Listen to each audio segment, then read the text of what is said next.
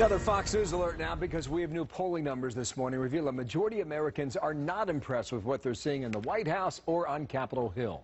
Shocker. Let's start with the president now. 1 in 2 voters telling Fox News they disapprove of the president's job performance. That number jumping now this month to 52%. That ties an all-time high for him. Brett Baer, anchor a special report with me now. Brett, good morning to you. Good morning, Bill. What's the drag? Is it economic or is it more than that? Well, I think there's a number of things that are dragging on the president's approval ratings. Number one is the economy overall, the sense that it's not really chugging the way it should. And second is all of the focus on all of these different scandals in Washington. While the White House and others have called them phony scandals, they have resonated with people according to the polls. You know, this 52% matches the highest disapproval back to September of 2010. And you'll remember September 2010 was just a couple months before a big loss in that midterm, and Republicans picked up the House. Also the time when, you had Tea Party rallies everywhere. A lot of people coming out against Obamacare. I mean, that was the time, right?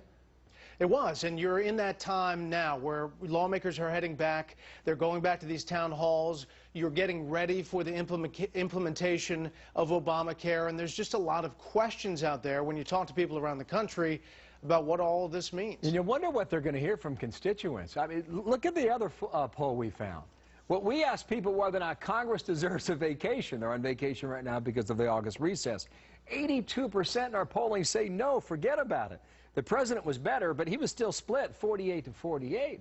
I mean, I think historically Americans cut even the president a break and say, you know what, you deserve some time off. Get away from the office. Get refreshed and recharged. This is split right down the middle. And the numbers for Congress are just awful. There's a sense that this place is not working, that Washington is not getting it done. Republicans, Democrats, the White House, Congress, they're not working together. 63% of the people polled in this poll think the president should lock himself in a room with Republicans and negotiate in D.C. instead of traveling around giving speeches. And there's one more thing about the speeches. 71% think that the president's economic speeches, and there have been 2 big ones in the past 2 weeks in Illinois and Tennessee, 71% think it's more of the same and not new ideas. It's important, Bill, to recognize that in these polls, we always ask, how do you identify yourself? In this particular poll, 38% said they were Democrats, 37% said they were Republicans, 23% said they were independent. I see. Wow, that crosses all 3 categories then. You're at 71%. How would the White House defend itself on the traveling economic roadshow of speeches? Well, I think they've said that the president is trying to get out and talk about things that he has been talking about, but in an effort to remind people that this is where his main focus is.